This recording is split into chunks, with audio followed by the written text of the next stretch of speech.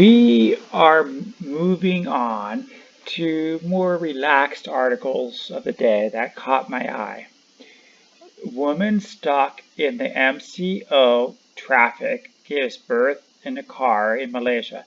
So remember, Malaysia is on lockdown right now. But let's read about this woman. Here we go. A woman in Malaysia delivered a baby boy in her car after getting caught in a traffic on the way to a hospital in Saha Bahara reported. The woman and her family were stuck in traffic for 2 hours Saturday, April 18th, after two roadblocks to enforce the Movement Control Order (MCO) delayed traffic.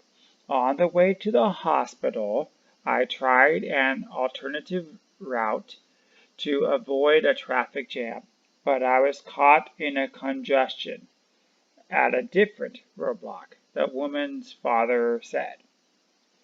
Luckily, an ambulance passed by and the family were able to inform the medical crew of the situation.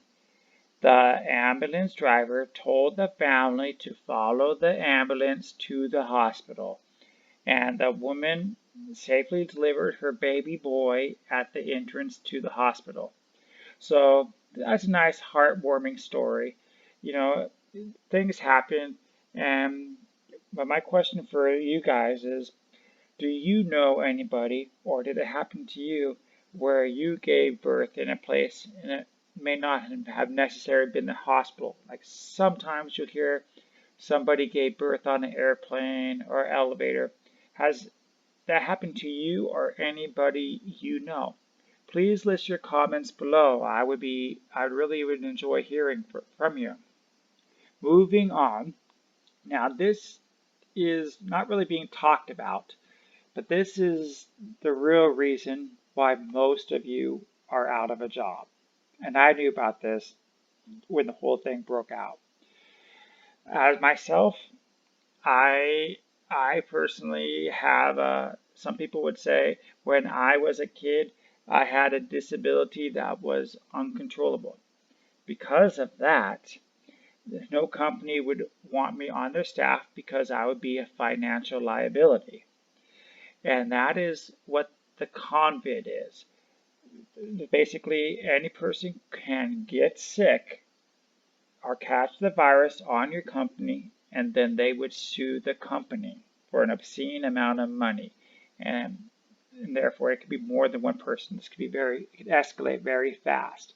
Like this week, Singapore reported many McDonald's employees all over the country had the convid. So, but my point is, the stores cannot reopen because every company can be sued. It's not even about your safety, but every company will go bankrupt. So let's read, because corporate America seeks legal protection for when coronavirus lockdown lifts. In Washington, major U.S. business lobbying groups are asking Congress to pass measures that would protect companies large and small from coronavirus-resulted lawsuits when states start lifting the pandemic restrictions and businesses begin to reopen. Because yeah, what if you're sitting in your favorite restaurant, and guess what? It could be the family next to you. It could be your waiter. You get sick, and then you sue the restaurant. The restaurant goes under, and people are out of work. So their concerns have the ears of recreational Republicans, though it is far from clear if the idea has the Democratic support. It would need to pass a Democratic-controlled House of Representatives. This isn't really even a U.S. issue. This this one issue is what's devastating the whole tourism industry. Doesn't matter if it's a hotel, if it's a restaurant, if it's a tour guide or a bus, everything worldwide. The U.S. Chamber of Commerce National Association of Manufacturers, and National Federation of Independent Business are seeking temporary legal and regulatory safer harbor legislation to curb liabilities for employees who follow official health and safety guidelines. But then who's going to but the company is not responsible for you. If you're the employee and you get sick at work, I think they're trying to say you pay for your own health care. For America, that's insane. Other countries like Korea who have national health care, that's kind of a little different. Businesses want to make sure that they are not held liable for policy decisions by government officials should employees or customers contract the COVID-19 once operations resume. They also want protection from litigation that could result from coronavirus-related disputes, like issues like wages and hours, leave, and travel. These are practical things to reassure the businesses that they can confidently move to implement a reopening, the U.S. Chamber of Commerce said. The debate over when to ease restrictions intended to be slow the spread of the disease, which killed more than 40,000 Americans, has recently entered more politically charged phase, with Donald Trump voicing support for scattered street protests amid the ending of the restrictions. The public health officials warned that doing so prematurely risks of sending infection rates soaring and further taxing the overwhelming healthcare system. The idea of protesting businesses from being sued by workers or customers has already found support in some quarters of Capitol Hill. So I'm going to stop it there. But that's my big question for you. If the tourism or any workplace is really going to be open, who's going to be liable for the employees or the customers who come in and may get sick at work or may get sick as a customer coming in to receive services or products from you? Please leave your comments below on how this should be handled. I really would be interested to know. Okay, and then we have two more articles today. This one is more on culture. As you know, I actually try to find culture things as I travel to share with you. So in this case, this is from Taiwan, and this was in the Taiwanese news. Okay, the YouTube restores deleted video of a Taiwanese indigenous children dancing in traditional garb. Yes, when you look at that, initially somebody found this offensive, but YouTube reinstated it. So we're going to read this. It's really short. Taipei. YouTube has restored a video of a Taiwanese indigenous children dancing in traditional thongs after deleting it on the grounds its content was in breach of the terms and conditions stipulated by the video sharing site. CNA reported on Tuesday that the video posted by Yanzi, a teacher at the Yaya Elementary School in Lapu Township off the coast of Taizheng, had been taken down by YouTube, which left Yan astonished and baffled. Baffled means I don't know why. And sparkled protest from the island's residents. Yeah, most of the residents wanted to see their kids, most likely. Yan received a message from YouTube on April 16th, which said that the site had deleted the video after reviewing complaints, and the report said, the teacher said, I guess they deemed the scanty dressed children to be a violation of the social norms, filing a complaint by YouTubers. Yan added that the video shows the children dancing in traditional dresses, and its purpose is to promote Taiwanese indigenous culture. Those from whom was unfamiliar with it. Upon learning about the video's deletion, the island residents expressed their anger and protest over to YouTube, saying it's very difficult to respect cultures' differences. Subsequently, they asked YouTube to restore the video.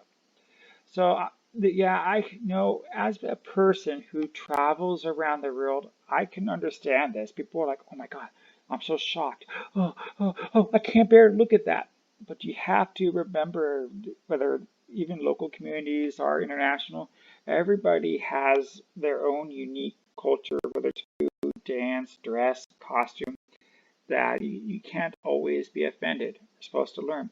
So my question for you is, what is a unique costume, outfit, or dance, or song, or ritual that your country promotes that maybe most the outside world do not know? Please leave your comments below. I would really be interested in learning about them, and if you share them with me. Thank you. Okay, our last article of the day. You know that every day or so, I try to share things you can do online with yourself or your family while you're locked up. So today, I found some virtual tours you can take right now for free. And we founded virtual tours with the SeaWorld in Winchester and the Mystery House and more. So we have free museum tours today. We have free Detroit Industrial Arts tours. We have Georgia Keelip's museums. We have Gettysburg Museum. Well, my brother, he was really big on Abraham Lincoln and the Civil War. He would really like that. 2 online expeditions. All right. High Museums Art Atlanta. The Lavore. The Lavore is like that big, I don't know, pyramid, if I recall right. The big pyramid one. So that one's pretty good. The Metropolitan Museum of Art has one. The Museum of Fine Arts in Boston. The Museum of Modern Art. And NASA. Yes, NASA has get the full experience of being at the Houston Space Center with an app that offers augmented reality, and you can also use your virtual gallery to get a 360 view of the galaxy. I might do that one with you guys sometime. National Museum of the United States Air Force, our official virtual tour of the National Museum of the United States. And then the National Women Histories Museum. These online expeditions will feature some of the most influential women in amazing detail, from Herbert Truman. So, all right. And then Rijeka, Amsterdam. Simole's National Museum of Natural History. And Tibet's Bonozir. You can find a full collection of the, wow, I don't even know how to pronounce half that word. Van Gogh. Okay, Van Gogh is the artist, if I recall. And the Vatican is the Pope, right? The Pope in the Catholic Church. Could do that one. And the Winchester Mystery House. That would be a really good one. And there's a Pizza Hut museum. Really? Okay. Here's a good one though for your kids.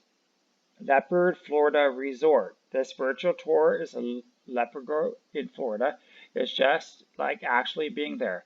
Marvel at everything that can be done with the blocks, and it's definitely invite the kids to come the couch for this trip.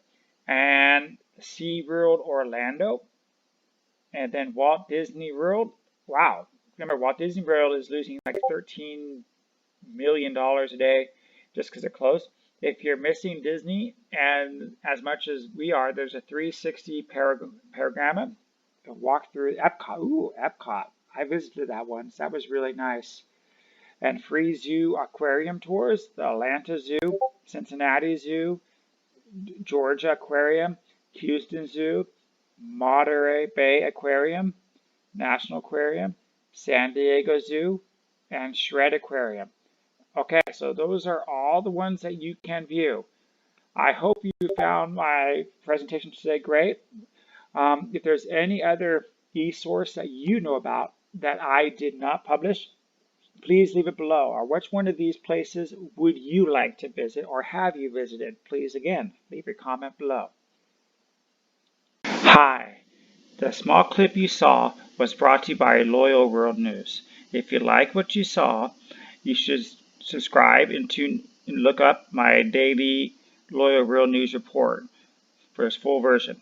If you don't want to watch it on YouTube, prefer to be on the road, I also have a podcast in every full-length video I put up.